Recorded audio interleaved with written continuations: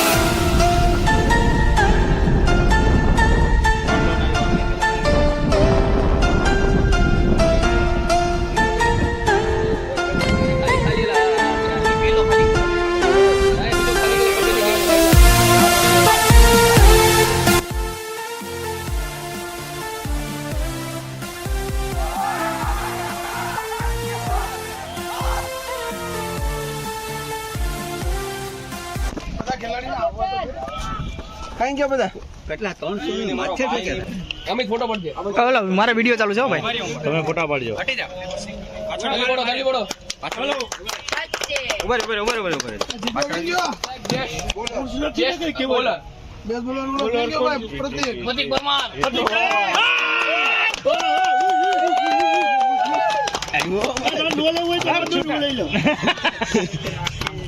કોઈ દડો આપવો પડીએ દડો તો ભાઈ અહીંયા જો મારી સાઈડ લઈ દડો લેતો જાવ સાઈન કરીને સાહેબ ભાઈ હાલો રેડી ઓલા કે 5 વિકેટ રેડ નથી બેસ મે હાલ જીગા બેસ બેસમેન જીગા ને ભાઈ પતિ કે પેલા કઈ રાખ્યું તું રનમાં બે આગળ તો સ્પીડ માં બધી ગેમમાંથી એકનો કપ મલાભાઈ થોડા સાઈડ માં એટલે આપ્યો છે બાકી ધીરુ ને બે રનમાં તો આમ આગળ પાછળ અહીંયા જો અહીંયા ઘણી રોપીઓ પડી હાલો રેડી થોડું કઈ ઘર જીગાને આવી જવાતું સ્ટીમ આખી રે ઉભે તો 2 મિનિટ ભાઈ પેલા રનર અહીં જલ્દી જાતો નહીં બસ પૂરા બોટલ છે બોટલ હાલો બાકાજી કી બોલો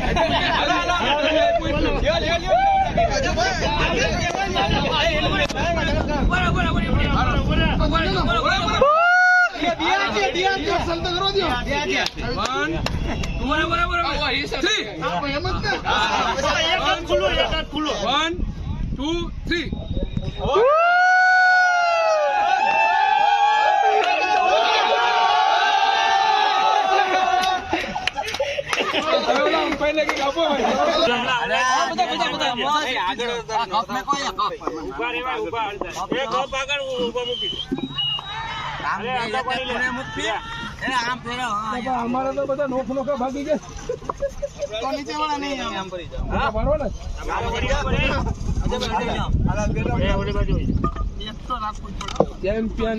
ચેમ્પિયન હાલો 1 2 3 હાલો ઉપર સો ફાઇનલી ગાઈસ અત્યારે દડુકેશ્વર એ અને દડુકેશ્વર 11B જે ટીમ પાડી હતી એમાંથી એક ટીમ વિજેતા બની છે. તો અત્યારે એનું સેલિબ્રેશન અને ખેલાડીઓમાં ખુશીનો માહોલ જોવા મળી રહ્યો છે. અને આપણે કેપ્ટન સાથે વાત કરીશું કે કેવી રીતના એનું પરફોર્મન્સ આપ્યું અને શું કહેવા માગે છે કેપ્ટન. જીતેલા કેપ્ટન સાથે આપણે વાત કરીશું અને ધીમે ધીમે આપણે એક એક ખેલાડી સાથે પણ વાત કરીશું કે તેઓનું શું કહેવાનું છે. હાલ અત્યારે હું તળાવમાં અને જીતેલી ટીમના સિનિયર ખેલાડી એવા દિનેશ સાહેબ સાથે વાતચીત કરીશું કે કેવી રીતના તેઓ રમ્યા અને શું છે શું કહેવા માંગુ. બસ આટલું જ કહીશ કે 2025નો જે આ ઐતિહાસિક મેચ અહીંયા પૂરો થયો છે એ પણ ઐતિહાસિક ગ્રાઉન્ડની અંદર બરાબર છે. જેમ 2022માં જે મેચ પૂરો થયો હતો અને જે રીતનું વાતાવરણ હતું અત્યારે આપણે આ ગ્રાઉન્ડની અંદર એવું વાતાવરણ જોવા મળે છે. અને અમારા તમામ ખેલાડીઓએ સારી એવી મહેનત કરી છે, સારું એવું બેટિંગ, સારી એવી ફિલ્ડિંગ અને સાથે સાથે સારી એવી બોલિંગ પણ કરી ચૂક્યા છે. તો આના બધાના એક સાથ સહકાર મળી અને સારા પ્રદર્શનથી અમે આ 2025નું ટેસ્ટ ક્રિકેટ મેચ આ ઐતિહાસિક ગ્રાઉન્ડની અંદર જીત્યા છે. ઓકે, ધન્યવાદ સાહેબ. અને બીજું આજે નાના છોકરાઓ છે બધા મોબાઈલની અંદર ગળી ગયા છે, પબજી ને એવી જેવી મોબાઈલ સિવાય ને સોશિયલ મીડિયા સિવાય બીજું કંઈ દેખાતું એ લોકોને તમે શું કહેવા માંગો છો?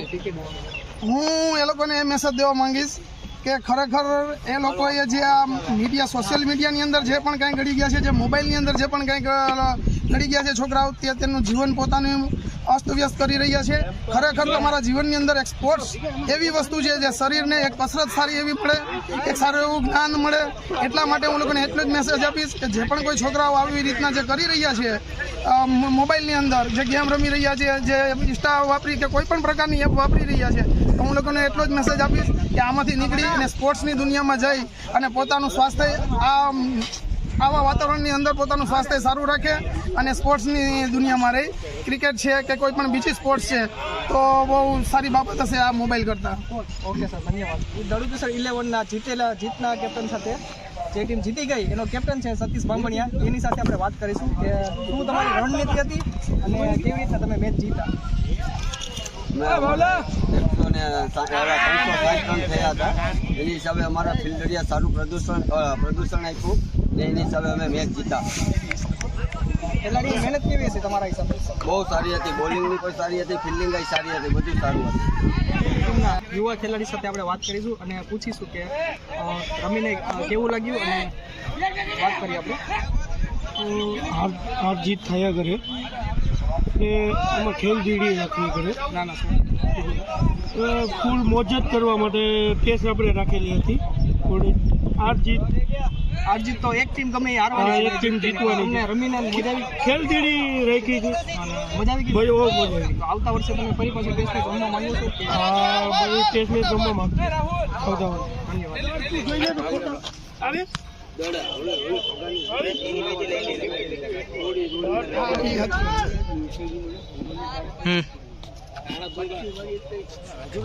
દડુકેશ્વર 11 ટેસ્ટ મેચ 2025ના આયોજક એવા ભાવેશ સોલંકી સાથે આપણે વાત કરીશું અને શું કહેશો તમે ખેલાડી વિશે? અમારે અહીંયા ટેસ્ટ મેચમાં 2 ટીમ પડેલી હતી, એમાંથી એક ટીમના ખેલાડી આપણે જિગ્નેશ પરમારનું પરફોર્મન્સ બેટિંગ લેવલે બહુ સારું હતું. એના બીજા ખેલાડી ધીરુભાઈ બાંભણિયા, એનું પરફોર્મન્સ સારું હતું. પછી અમારી ટીમમાં પ્રતિક પરમાર, એની બોલિંગ સારી હતી. પછી સામને ટીમના કેપ્ટન સતીશ બાંભણિયા, એની ફિલ્ડિંગ સારી હતી. એ બધું પરફોર્મન્સ હતું. સારામાં સારું પરફોર્મન્સ છે અમારા ખેલાડીનું દડુકેશ્વર 11ના. એટલે એ બધીને આપણે એવું જ કહેવાનું છે કે આવું પરફોર્મન્સ જોઈએ છે આપણે આવનારા દિવસોમાં. આ ટેસ્ટ મેચ 2025ની અંદર જેને બેસ્ટ બોલરનો એવોર્ડ મળ્યો છે એવા પ્રતિક પરમાર સાથે આપણે વાતચીત કરીશું કે તેઓ શું કહે છે.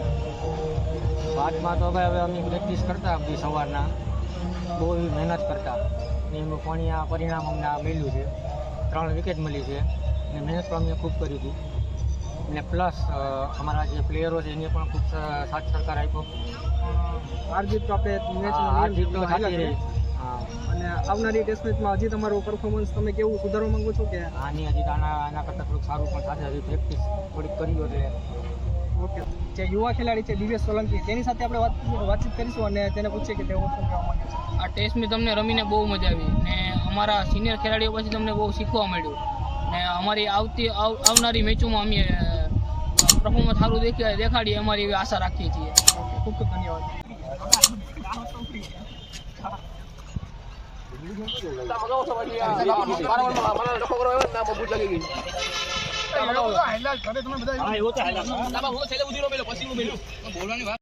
સો ફાઇનલી ગાઈસ આ બ્લોગને આપણે અહીંયા જ પૂરો કરીએ છીએ અને ફરી પાછા મળીશું નવા બ્લોગની અંદર. ત્યાં સુધી જય હિન્દ, વંદે માતરમ.